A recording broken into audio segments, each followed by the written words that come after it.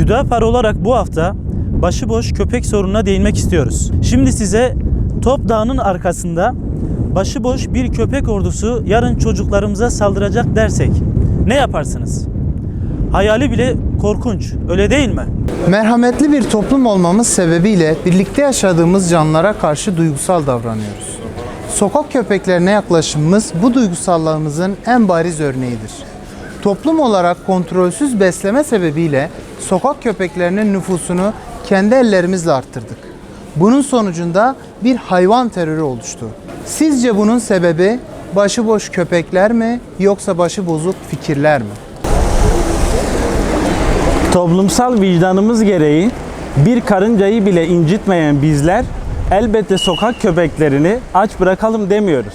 Peki ne yapabiliriz? Belediyelerin hayvan barınakları, besleme ve barınma koşulları iyileştirilerek devamlılığı sağlanmalı. Belediyeler sokak hayvanlarını kontrolsüz beslemeye sebep olan uygulamalarını derhal sonlandırmalı.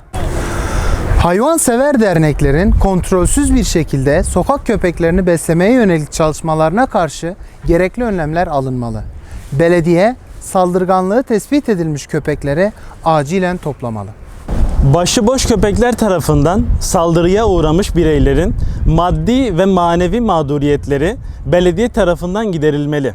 Okullarımızda bu konuyla ilgili çocuklar ve gençler bilinçlendirilmeli.